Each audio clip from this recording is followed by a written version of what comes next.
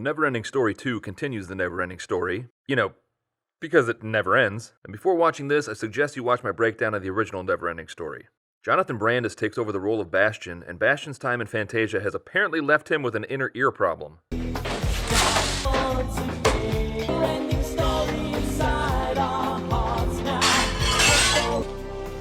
God, pull yourself together. Bastian is trying out for the swim team, and it appears as though all of the confidence and self-assuredness that Bastian gained in the first movie is just completely gone in this one. I mean, he's afraid to jump off the high board into the pool. You rode a flying dog over an alien planet, man, and then you watched as that dog exacted revenge on your bullies. You should be confident to the point of arrogance right now. And Bastian's relationship with his father is still terrible, so I don't know that anything that happened in the first movie really mattered. That's always fun. Bastian goes back to Coriander's bookstore, and the NeverEnding Story begins to call to him. Bastian asks to read it again, but Coriander refuses, and Bastian gets mad and steals the NeverEnding Story again. Let me borrow it, please! No, Bastian! And it's nice to know that Bastian is still really weird about books. Also, how do you keep this shop open? I mean, his only customer is a little boy who just steals the same book over and over again. His business model does not seem sustainable. So let's see, Bastian lacks confidence, strained relationship with his distant father, stealing the NeverEnding Story from Coriander's to go save Fantasia. I am starting to see the loophole in the whole never-ending aspect of this. You just have to reset everything every chapter. And Bastian is able to remove the Oren from the book and travel to Fantasia. And we learn that the evil sorceress Zaida wishes to take over.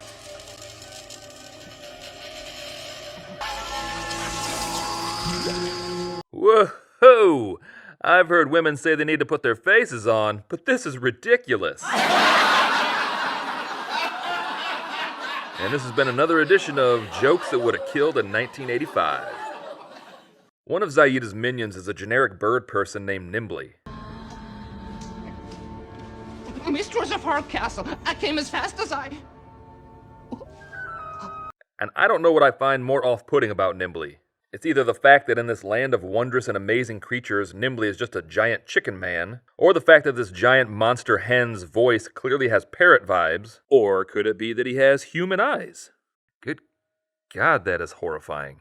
Zaida's other lackey is her inventor Triface, who is named as such because he evidently has 3 faces, and the name Manny Faces was already taken. So Triface invented a machine that will steal one of Bastian's memories for every wish that Bastian makes on the Oren. So the more wishes he makes, the more the beaker will fill up, and eventually Bastian won't even remember where he's from, let alone why he's in Fantasia. So they better hope his first wish isn't to just fix Fantasia. So Nimbly, whose name I'm now realizing is supposed to be ironic, crash lands on Bastian's boat as he's sailing towards the Silver City. The lake that they're on is filled with acid, and Nimbly tells Bastian that he can wish for whatever he wants on the Oren, and that his first wish should be to turn the lake into water. I don't know. I'm sure there's a reason for the acid. Maybe it keeps everything nice and shiny. Oh man, Nimbly probably thought telling a child he could make wishes was going to be easy, but he has clearly not met Bastian. Immediately upon arriving in the Silver City, giant lobster creatures attack, and they chase Bastian towards a dead end. Acid!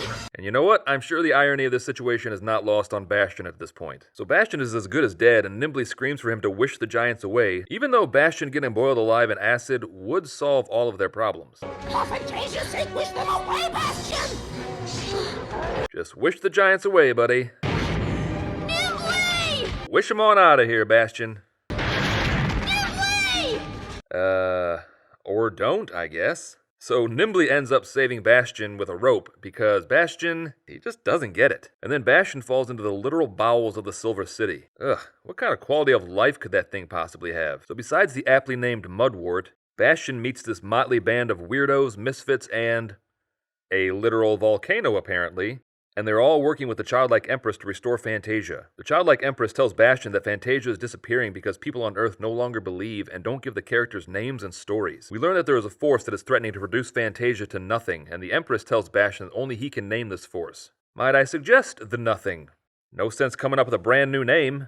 Everything else is the same. Bastian tries to gather a group together to travel with him to save their world. And the only one who steps up is Atreyu, who tells Bastian about a castle shaped like a hand that he believes is where the giants came from. Nimbly tells them that that is Horok Castle, and the only way to get there is to fly. Who does Bastian know that can fly him to Horok Castle? I'll wish for the most horrible flying dragon in the history of Fantasia. Hell yeah! I wish him to be red. No, green. I wish him to fly as fast as the Concorde and stink so bad that he makes you sick. I'll call him Smurg. Wait, what? So instead of wishing for the awesome luck dragon you already know, you wish for a psychotic dragon named Smurg who smells like shit? You know what, maybe Bastian isn't the best person to rewrite the NeverEnding Story. So Bastian's first act as savior Fantasia is to make things slightly worse. So Smurg takes off and Bastian needs to find some way to chase after him. Did somebody say chase? Oh my god, Falcor was literally in the Silver City this whole time? Falcor! Boy, am I glad to see you. Now let's hurry and catch up to Smurg so I can use him to fly me to Horok Castle. Oh, okay. Sure thing, Bastian. So they take off after Smurg, and the dragon that Bastian used 5 wishes to create just gets absolutely destroyed by Horok Castle. As they're flying back, they meet up with Rockbiter, who tells them that they are going hungry because all the rocks are hollow, and he can't feed his son Junior. So, is there a Mrs. Rockbiter? Like, did Rockbiter have sex? I guess you just don't think about that when it comes to these fantastical creatures. Like, your brain just kind of assumes that they just appeared, but I guess even Fantasia has to follow the laws of biology. And oh dear God, does that mean that Mudwort has sex? Gross. Can you imagine what that would look like? Or sound like? Or smell like? Ugh, I just don't know what to do with that information, so let's just move on. Bastian's dad comes home and finds his son missing, but he finds the NeverEnding Story with Coriander's address in it and goes to the bookstore to ask Coriander if he's seen Bastian. Coriander pretends like he doesn't know Bastian and even claims that the book isn't his. Look, I'm an engineer. Oh, okay. That's awesome. Bastian and Atreyu make it to the gates of the castle.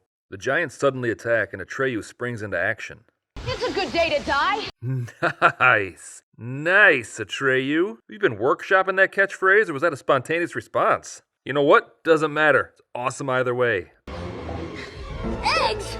Eggs are gonna do us a lot of good. Bastian, Atreyu lives here, okay? I think he knows what the hell he's doing. Okay, maybe not this time, but still, just stop assuming things. So Bastian wishes that there was another way into the castle, and steps emerge from the side. Bastian begins to climb, but runs out of steps, and, okay, this seems like there's a pretty simple fix for this. I wish for another step. And another one. And another. And another one. Oh my god, Bastian, stop! I get that they never really explain the rules of the wishes, but any normal person would just assume that there's a limit. Like, why don't you just wish to have the required amount of steps? He is literally wishing for something every step of the way at this point. Bastian and Atreyu meet up inside the castle, and Atreyu got into the castle by going through the front gate like some kind of wishless freak. And they're immediately attacked by the giants, and Bastian wishes for a can of spray paint. I wish for a spray can. A spray can? That's a weapon in your world? Yeah. People use it against walls. Those walls must be dangerous. Oh my god, don't listen to him, Atreyu. That is not true at all. Man, poor Atreyu is going to be at a dinner party sometime in the future, and he's going to try to impress everyone with his knowledge of Earth, and because of Bastian, he's going to look like an idiot. Like when I heard an awesome piece of Golden Girls trivia that said that even though Sophia Petrillo was the oldest character on the show, Estelle Getty was actually the youngest out of all 4 of them in real life. And I would bust out that little factoid every chance I got. And you know what I found out 3 years later? It's not true at all.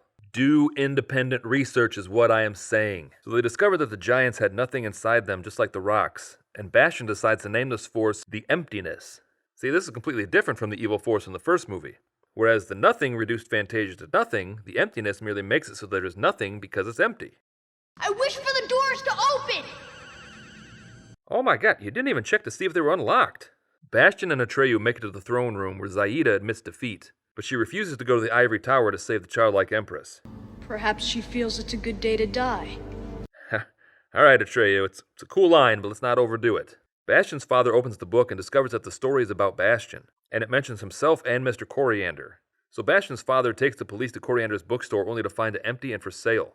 Look, I'm an engineer, all right? What I see is what I see. Is there some stereotype about engineers never being wrong? And also, it would be cool to have a movie about a serial killer who kidnaps his victims and then taunts his victims' loved ones with stories all about what is currently happening. And they would have clues to the victims' whereabouts. Like, that's what I would do if I was a serial killer, but I'm not that strong of a writer. And I'm also not a serial killer. I probably should have led with that over the being bad at writing part. Again, not a serial killer. Falcor refuses to carry Zaida on his back, so she takes the Zobele and immediately isolates the weakest one from the group. We cannot leave him alone with her, Falcor. Even Atreyu and Falcor realize what a liability Bastian is. The group sets out for the ivory tower, and Bastian rides in the Zobele with Zaida, and she begins to very easily turn Bastian against Atreyu. and she gives him an invisibility belt that he has to wish if he wants to be visible again. Huge design flaw.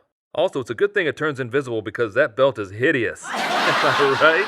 Oh, did he say that? Oh no, he didn't. And Barney, who hasn't seen his son in 24 hours, decides to just give up and begins reading the NeverEnding Story. Atreyu tells Bastian that Zaida has been leading them in circles, but Bastian doesn't believe him. Atreyu tells Bastian that he doesn't trust Zaida, but Bastian says he has it all under control, and I think we should give Bastian the benefit of the doubt. Like maybe he's just luring Zaida into a false sense of security. What should I wish for? What about juggling? But I can't juggle. If you wish for it, you can. I wish it. Jesus, Bastian.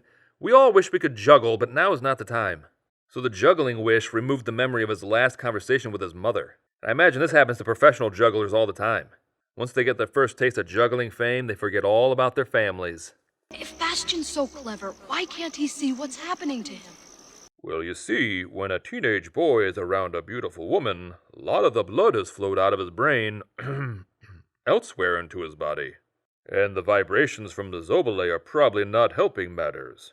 Bastian is losing himself with every wish. I don't know, Bastian was only like 2 wishes in when he decided to wish for 500 stairs individually, so I don't think we can blame everything on the memory stealer. So we learn that Bastian is losing his memories every time he wishes, so Atreyu devises a plan to steal the Orin. But Bastian was eavesdropping, and of course only heard the part about stealing the Orin because misunderstandings are the only way to advance a plot.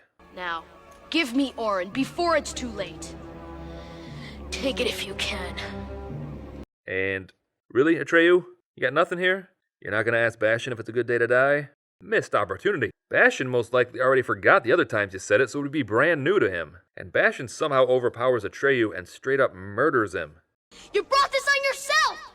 So Bastian is very quick to justify his first murder. Good to know. And immediately after, Bastian discovers that Atreyu was telling the truth, and he rides Artax after Falkor, who's going to lay Atreyu's body inside the mudwort, as is the custom in Fantasia. My son on a horse? He can't ride a horse. I'm an engineer. And also, this means that Bastian's dad had to read about his son getting horny over an evil sorceress. According to the machine, he still has 2 wishes left. And so we learn that if Bastian makes 2 more wishes, then his brain will be completely empty and Fantasia will be doomed. You know, like half of those balls are because of stairs. Here they could travel with the speed of darkness, which was faster than the speed of light. They would find Bastian in no time and force him to make his last wish. Nope, he has 2. That's okay, it's hard to keep track. Nimbly realizes the major flaw in most supervillains' plans, in that if the world is destroyed, then he will be destroyed with it. So he tells Bastian where to find Falkor and Atreyu and flies off, but not before trying out a one-liner of his own. Not as cool as It's a Good Day to Die, but it's a close second. When Bastian gets to the Silver City, he finds that the city has been destroyed. And he finds that Falkor was just moments away from eating Atreyu's face. I mean, it wouldn't have been Falkor's fault. He is like part dog. And I guarantee any of your dogs would eat your face if you died in your apartment and weren't discovered for a couple of days. Bastian uses his second to last wish to wish for Atreyu to be alive, but this is the wish that makes Bastian forget his mother completely. Zaida shows up and tells Bastian to use his last wish to go home, which would doom Fantasia. I wish for you to have a heart.